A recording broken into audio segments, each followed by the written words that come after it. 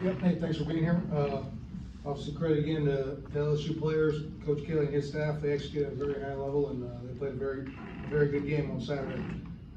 Like I said after the game, we have a choice now how we want to respond, how we decide to show up and improve from this. Right, you never waste a failing.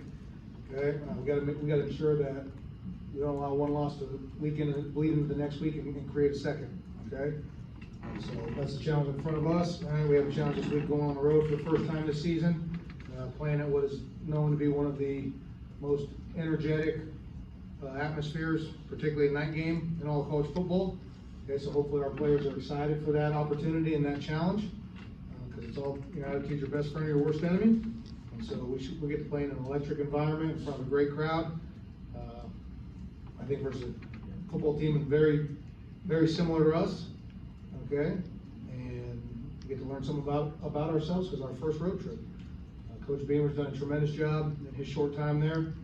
They're physical and fast on defense, very athletic on offense. Obviously, returning veteran quarterback who is throwing for a lot of yards right now and can make every throw on the field. And so, credit Coach Beamer on the job he and his staff have done there. They've won right from the start, and so we know we're facing a very talented football team, and both teams are excited to get back on the field and improve, and it should be a hard-fought game. It's going to be a 4-quarter game. Start off with Brian.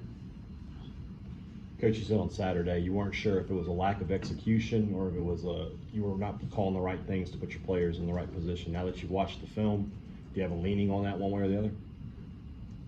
I think anytime you look at the course of the game, you got 180 plays, right? You're going to have plays where on each side of the ball, wish I had a different call on in that, in that down and distance, so that we're in man coverage and should have been. Wish I would have been in zone there, or vice versa. But there are certainly a number of plays where we don't execute either, and so you don't give the call a chance. A couple offensive defensive line questions. You mentioned wanting to have competition up front with the offensive line. Now that we're in 3 weeks into the season, is there any, more of a sense of urgency to find a solidified starting five and just roll with them going forward? I think some of that depends on the game too, right? I mean, if you have the ability to rotate a couple guys, then you can keep guys fresh as well. As soon as we solidify who the definitive five are, it will be those five full time. Until we do, you'll see guys get opportunities to show, so we have competition. And then with the defensive line, you've mentioned in camp a couple of times about potentially going with a 4-man front to help with pass rushing and getting more pressure. Is that something that's still being talked about to possibly get that group going a little bit more consistently? We evaluate that every week. A lot of that determines on the health of your roster too, right? So that's a week-to-week determination. When you guys are giving up explosive plays, a few in that game, was that more of a product of just the pass rush not getting home, or do you feel like it was some blown coverages or missed assignments? No, a couple were getting beat over the top in coverage you shouldn't get beat in. If you're in cover 3, obviously your rules be deeper than the deepest. Now, if they run a go ball, it turns into one-on-one coverage that far down the field. So I think there are a couple where you can say maybe a lull in concentration, and all of a sudden it's a 50-50 ball. A couple times you get beat in man coverage, that's a risk of playing man, right? That's a risk of playing man versus a really talented wide receiver. And so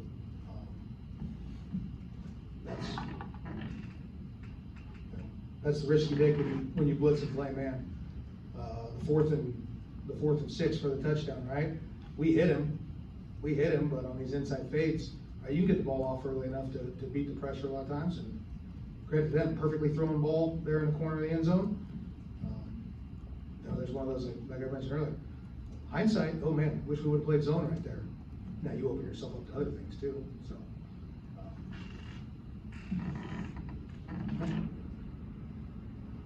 On the flip side, offensively, one of the things that y'all mentioned, Coach Barbaz mentioned, is having explosive plays on the offensive side of the ball. And right now, last in the SEC in explosive plays. What do you think's been kind of the main factor in that?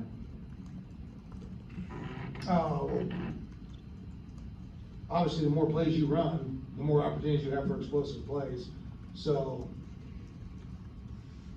staying on the field, right, converting third downs and keeping drives going leads to more plays, which then leads to more opportunities for explosive plays. On both sides of the ball, that's going to be the big message today. Challenge on both sides is, right, getting our opponent off the field and sustaining drives and staying on the field obviously is going to be a big area of improvement for us.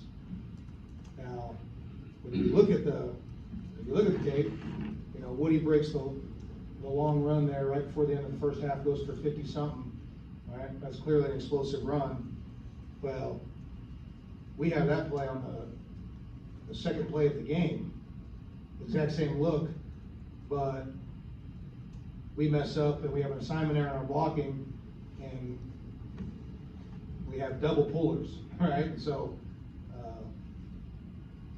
you know, instead of being an ideal look to hopefully generate an explosive early on, which we have on film that, hey, when we executed it properly and created an explosive play, we missed an opportunity there right from the jump.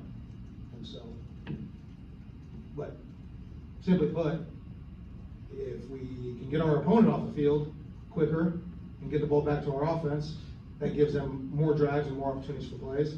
And then if we can convert third downs and keep drives going, that leads to more plays. The more plays you get, the more explosive plays you're going to get.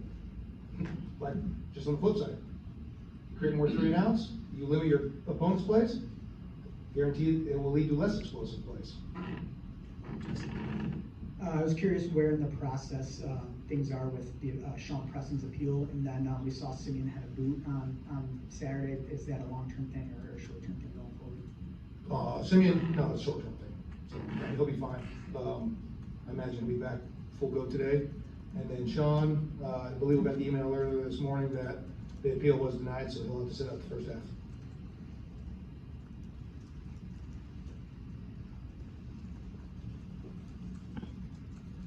We saw Mike Wright have a couple nice plays there in that last scoring drive y'all had. What did you think of the way he performed and the snaps that he got, and would you like to see some more playing time for him moving forward? Yeah, Mike did a nice job. You know, that last touchdown, we called an RPO, right? They overloaded pressure, and he was able to pull it, get around the edge pressure, and then dump it off to Harmon for a walk-in touchdown.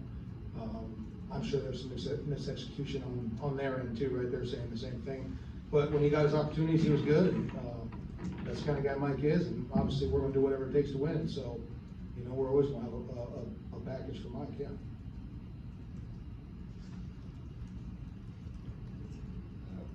With that suspension for Sean Preston in the first half, it's going to open up the door for some of the younger guys in the secondary, particularly Isaac Smith. What do you make of the way he's played so far, and some of the younger guys back there in the depth in that position group? Yeah, well, Isaac obviously got in there and got some good live experience versus one of the most talented teams in the country, which is great for his development. Obviously, he will see increased playing time in the first half this week. Also opens opportunities for other guys in that safety room. You know, I expect to see Jordan Arnett competing with Isaac for the starting job there this week. We rolled kind of 3 guys in the other, between Corey Ellington, Marcus Banks, and Chris Keys kind of handled the other safety positions. And so that's a next man up mentality, whether it's an injury, whether it's a targeting penalty. The mindset has to be the same no matter what. It's next man up mentality. You got to go and get the job done. And so we have some true freshmen getting exposed to the high level of football that is played in this league very early as true freshmen. Maybe even earlier than you would ideally like, but that is the situation was. You know, we got Malik Ellis playing on offense. Again, Isaac showing up in there, and so a lot of times, sometimes you learn things the hard way, but they're going to be better players for it in the long run, by all means, having played as a true freshman and getting exposed to this early in their career.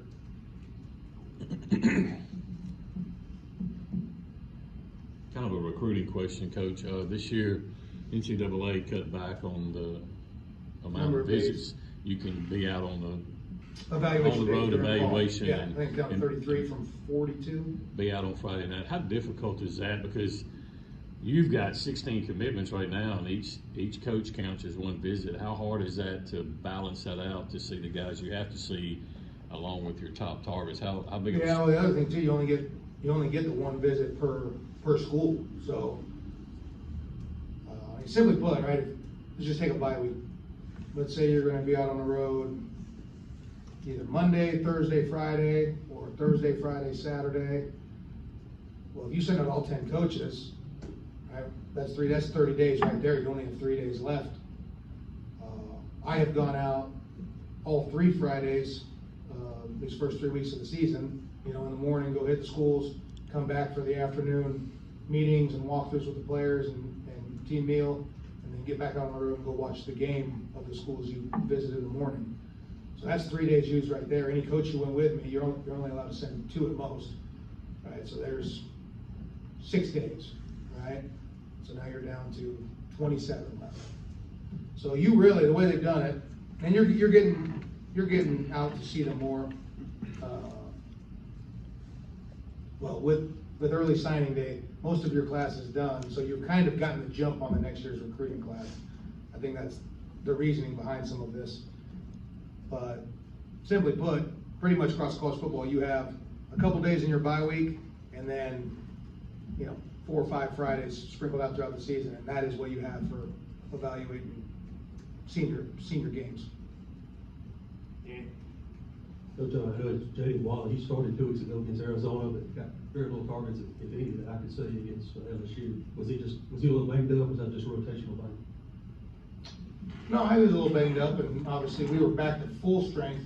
Xavier was out week 1, and then was kind of in a limited snap role week 2.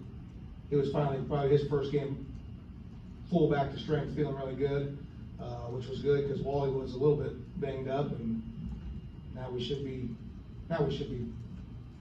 no issues in the receiver room from a injury standpoint. Anything else?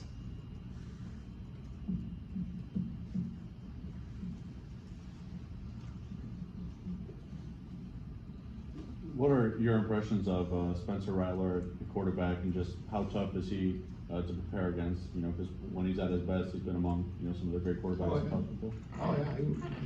Oh yeah, so I was coaching in San Diego when he was coming out of Pinnacle High School there in Phoenix, and we had 2 weekends of big passing tournaments every year, and you almost got all the big teams from Arizona every year for those, because it got them out of the heat, got to take your high school team to the beach. So I probably saw him 3 years in a row as a high school quarterback, in passing tournaments, and his team was in the championship game every year. And obviously he's top quarterback in the country, goes up Oklahoma, now he's found home in South Carolina. He can make every throw on the field. He can pull it down and run and escape pressure. And I would say he got 2 or 3, maybe even 4 first down on scramble plays last week against Georgia. When he kind of got pressure, he was able to find the scramble lane and get out and run for a first down. And so he is a very talented quarterback. He can make every throw on the field. He can throw the wide field out, the wide field go ball, which you don't see a whole lot in college football. And so he's throwing for 367 yards a game, or 357.3 yards per game. That's pretty impressive. And so the offense goes through him. And so our number one job this week is to affect the quarterback. All right. All right, thank you guys very much, Hail State.